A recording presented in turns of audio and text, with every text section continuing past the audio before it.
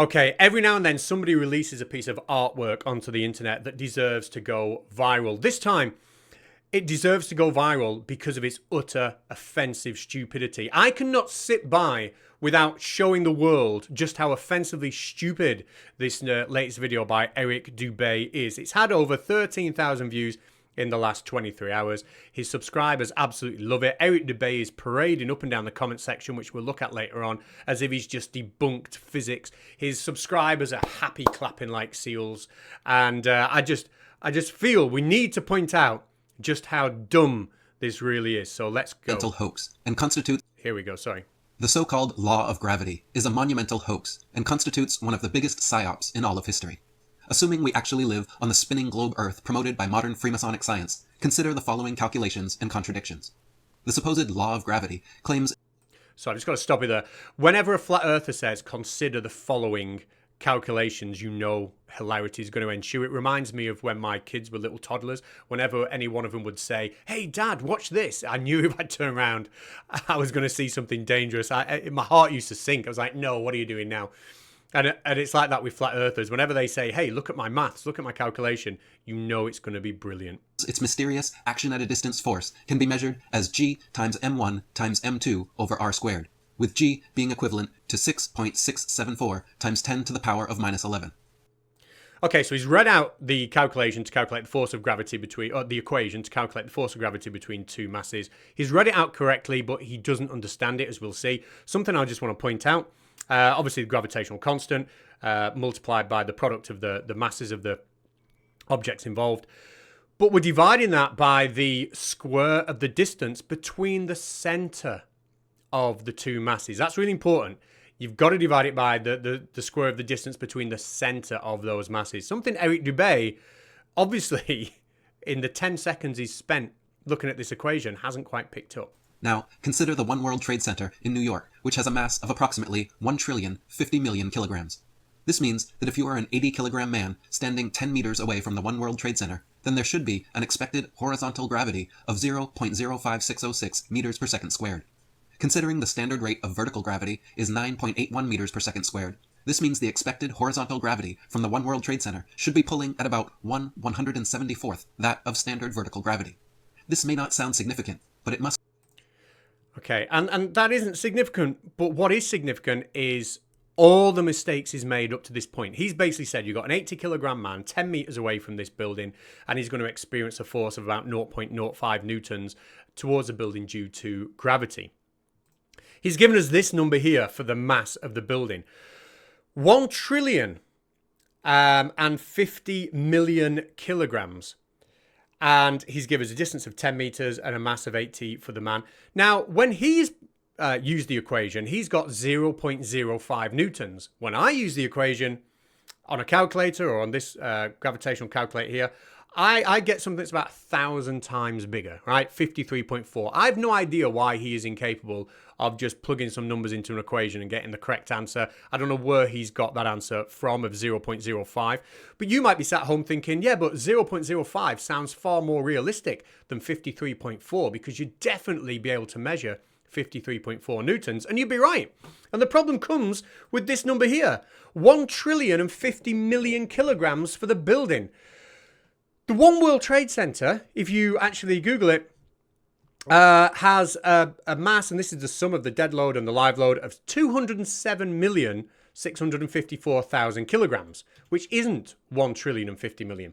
In fact, it so much isn't that number that if you divide Iger Dubay's mass that he gave us by the actual mass, we see that Iger Dubay has come up with a number for the One World Trade Center that is 4,815.9 times bigger than its actual mass.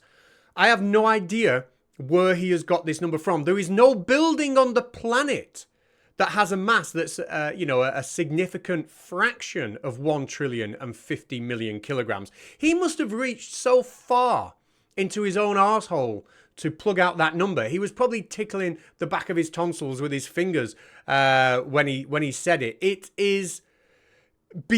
just truly bizarre. Not just bizarre he came up with that number, but then he couldn't even apply that number correctly. But anyway, where were we? He's now saying that this bullshit number he's calculated from this made-up mass of the tower is insignificant. Let's crack on. Must be measurable, and this point becomes extremely interesting when the same 80-kilogram man stands just 1 meter from the One World Trade Center. In this instance, the questionable law of gravity calculates that the horizontal gravity increases 100-fold to a whopping 5.606 meters per second squared, which is more than half of standard vertical gravity. This would absolutely be both measurable and noticeable. Yes, it would be measurable. And, you know, it's not wrong if I divide the distance by a factor of 10. Then the force is going to go up by a factor of 10 squared. So it's going to go up by 100. So we are going to get a big increase. The problem is, and we'll get to this in a second, if you stood 1 meter away from the tower, you shouldn't be using a distance of 1 as your distance. We'll get to that in a second.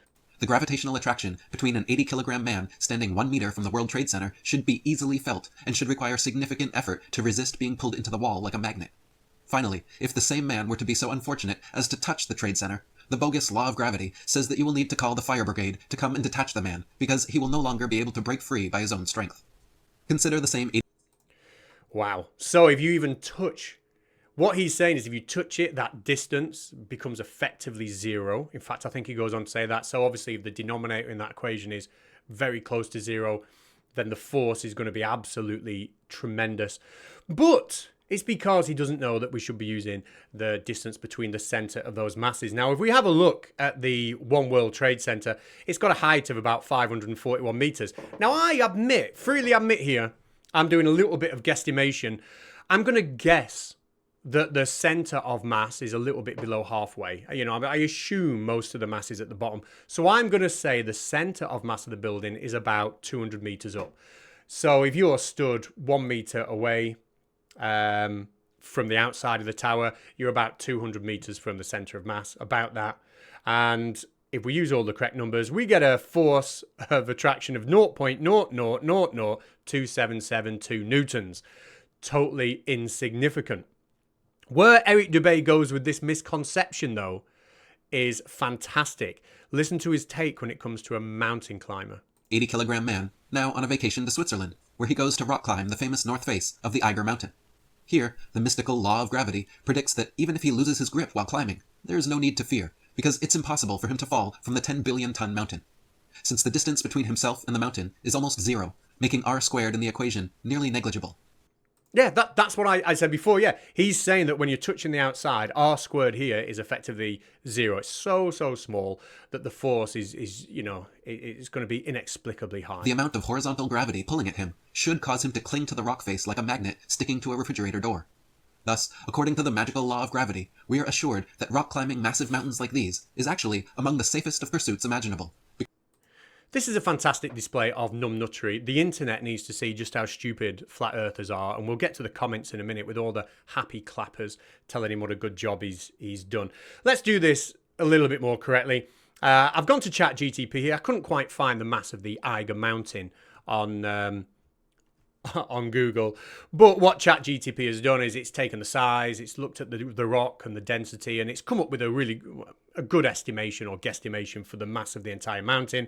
And it's also come up with an estimation for a climber, an 80-kilogram climber. If he was halfway up the mountain, how far would he be from the center of mass of the mountain? So this is a number it's given me for the mass of the mountain. This is a number it's given me for the distance of that climber to the center of mass. And when we plug them in here, we get a gravitational force of less than half a newton. Not quite the force that would allow him to stick to the side of the mountain like a fridge magnet. Eric Dubay, you really are a plum. Let's see how he gets on in the comment section. Let's just zoom in here. And I love the way he's dancing around here like he's done something fantastic. Yep, you only need gravity if you really want to believe that you live on a ball. Thanks, Eric. And without gravity, you fall off the bottom of that fake ball. Oh, the banter here is... the bants is amazing, isn't it? My helium balloon laughs at gravity. And then Eric replies, in a high-pitched voice while floating away in defiance. Yeah. This arrogance is so unearned, isn't it? The ball lust crowd is so protective of gravity. This one's actually quite funny. Ball gravity sounds like a game the Masons play with their lodge buddies. I mean, I'm sure it's not true, but actually, as a play on words, ball gravity. If you don't get it, probably for the best. That's actually quite funny. Let's see where else we're going. Gravity seems like it would have to have a supercomputer level of discernment to be able of causing so many contradictory actions. And those who believe in it, a superhuman level of delusion, which sums up flat Earth amazingly, doesn't it? Eric Dubay has put out this video that is so unbelievably stupid, or so unbelievably wrong on so many different levels. And all, like I said before, all of his subscribers are slapping like seals in the comment section.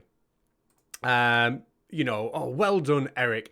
In this sea of utter numbnuttery and delusion. Your Sunday releases are great. I look forward to them. Keep it up. Thank you, he said. And when he says Sunday releases, I do hope he's talking about videos. I'm sure he is. Anyway, Eric Debay says, thank you. Longer videos take longer. And I think on that bombshell, now we know that longer videos take longer. We can perhaps end that there. Maybe go over, say hello to Eric Debay, and just perhaps, you know, we should try and correct him on some of his don't give the guy any abuse or anything like that, but maybe we could point out some of the errors that he's made. We'll see whether he's prepared to listen. Anyway, thank you for listening, and I'll be back Sunday.